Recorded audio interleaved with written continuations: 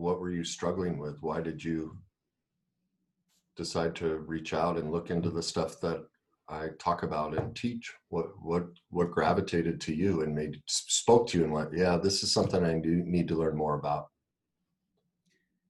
I think this is a perfect time for this, because I just had a conversation with another guy that we were talking about masculinity. We were talking about what's happened with my generation, which is the generation in their 30s, and then the generation in their 40s. And it's in regards to the fact that we grew up with, like I could literally just relate immediately to some of the stuff he was saying. Let's check this out. So I asked him, how's work? He's like, falling apart. I was like, how's your marriage? I don't know. I feel like it's going pretty bad, getting worse. I'm like, okay. And when I went there, by the way, I just asked, like, how, even before that question, I even asked, is your woman in a feminine essence or a masculine essence? And he's like, yeah, she's definitely in the masculine. Immediately, I was like, okay, something's up there. That's when I asked the marriage question. That's when he said that. And I was like, okay, let me tell you something. Just so you know, he's the guy, he's our developer who developed your website. And I was like, so you know what's the funny thing? We've spoken so much about our personal lives together that I can tell that we pretty much had the same childhood. And I said, were you abandoned as a kid? He's like, no, I have both my mom and dad. I was like, isn't that interesting? Because I did not have a father, and my mother abandoned me emotionally. And that's what I discovered through my journey, so to say. And then I asked him, so tell me, what happened? He's like, well, I was actually raised by my grandparents, like, basically. Okay. And then I said, okay, so yes, your mom and dad did abandon you emotionally, basically, just like mine. So hold on a second. And I said, so here's why I could tell that something was even bonding us as friends. And it's because we both had pretty much the same childhood. I said, did you rebel against your parents when you wanted to do your career, whatever career you were choosing earlier? And he's like, yes, I did the same thing. And you know what? I also said, I'm going to show you how I can do it, how I can make money doing this, how I can achieve that. And we went down this rabbit hole of, wait a second, this is not just you and me. This is a generational thing for people in their 30s, men in their 30s and 40s that have grown up raising ourselves, basically, over mature. And then we get addicted to video games, addicted to anything. It could be porn, it could be drugs, it could be whatever. I mean, I myself had to go through those phases of alcohol, right? Or even getting addicted to clubs. Like, we're going to find love at a club. And eventually addiction to career, which is the safest addiction, right? And money, because that solves all the problems until it doesn't. Yeah. So at that point in the conversation, that's when it hit me. It's actually what's influenced why I got into Greatness University, which is to find my manhood, so to say, my masculine essence, my energy, to discover the parts of me that were never seen, never developed, that were just tucked under the rug. Yeah. And to be able to own that energy, to be able to use it to say no, to say yes, to go the direction that I know is purposeful, that is right for me. And that's when I realized it affected every area of my life. It affects all of the areas of our lives in our generation. For me, it's been, I went through the phase of just following, social media influencers. I mean, you can see guys out there that are putting themselves on their highlight reel, like it's the jet planes and the cars and the ladies and all that. And you go, well, that's what I should focus on. That's the life. That's a life, right? That's a rich, fulfilling life. But again, I've gone on that train several times, up and down, up and down. And somehow something always felt like it was missing. And you brought up something that is the biggest stumbling block I've seen in everyone's life. It's universal, whether you're 20 years old, 30 years old, 40 years old, 50, 60 years old. My childhood was fine. I mean, just like your friend, tell me about your childhood. Oh, you asked him, were you abandoned? No, not at all. Who raised you? My grandmother. The complete disconnection from truth and the impact of that. And it was the same for you. Almost everyone's like, no, it has nothing to do with back there. That was fine. How do you make the transition from, how did you make the transition to go, maybe there is something about that. Maybe it's affecting my life. And what does that mean? You know, they're like, how did you get to that? Because I know that was, it's similar for everybody.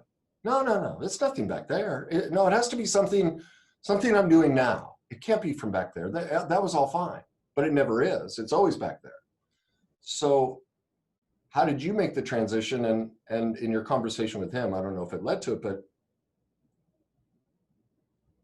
do you see where I'm going with that? And Oh, yeah.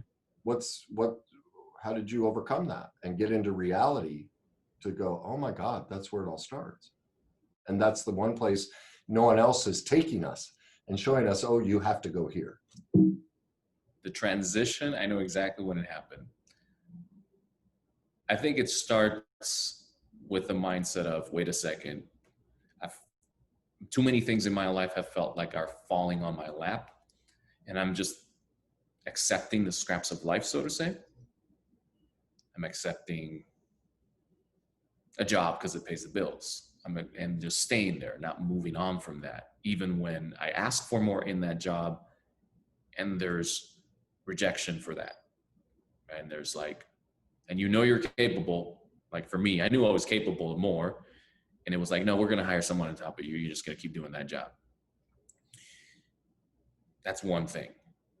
Another one was, wait a second, I have eventually produced a great career.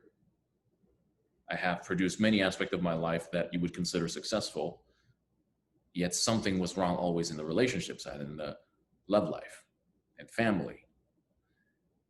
What's going on there? And I discovered the fact that I was tired of just being submissive to, okay, so this is just what it is. No. It became now, there was this anger of, I have got to take control of my life. I know I'm capable. And I've accomplished some incredible things in my career. So there has to be a way to transition that into my other aspects. So taking control means I got to skill up. I got to find out what the secret is. I got to find out what's the code, how to crack this formula, whatever it is. And that's when I started searching for the truth and clarity and just letting go of the BS, letting go of the addictions, letting go of all the things that weren't really fulfilling me. And taking responsibility started happening because I just couldn't go back to living a life where I knew I was operating at 60%. Why did you think I had the answer versus everyone else? Because you've been through countless programs, big name, I'll let you decide if you want to share their names or not, but you've been through all the names we know. Why did you decide that what I talk about was different, was the solution? I'll let you I don't want to put words in your mouth. But yeah, why did you gravitate towards, my book, the university, and all the things I promote and I advocate of, wait a minute, there's a gap in that process and this is it. why did that reach you and you go, no, this is what I have to do? I have multiple perspectives about that. And one is the one that I had when I first interacted with your insights. And that was, this feels heavy, draining. It felt like negative. And I was like, why is that? I did ask the question, why is that? Because there was a part of me that went, I should just be able to take anything and just let it be or not feel anything, right? If it's all good, why is it causing that?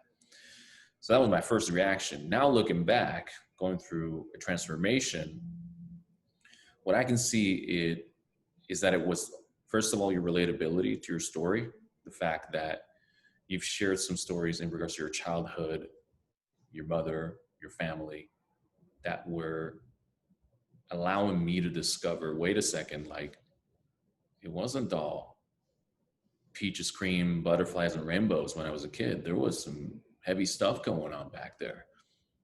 And it started pointing at those events in a way where I could start seeing them through the lens of an adult rather than from that lens of a child that I had back then. Because back then I could not understand a lot of that. And you just kind of pretend to forget, I guess.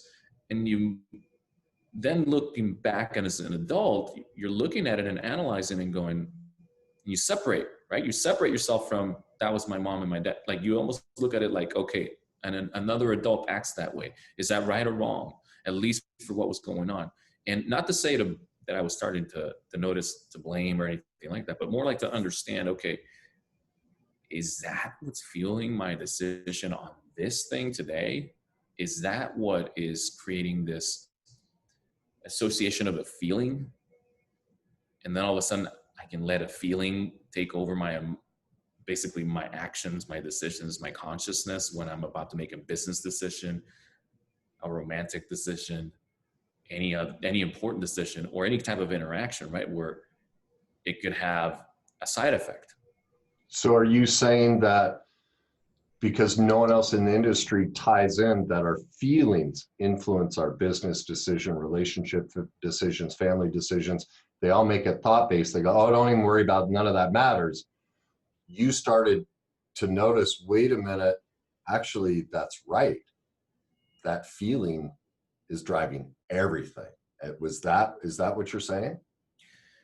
You're pointing out exactly what it is, which is the realization that the feeling first can give you the clue as to what is the thought that links back to when, the image, and then what is the action that's coming from it now. And what are the actions that maybe you could have done in the past? Takes all the confusion away.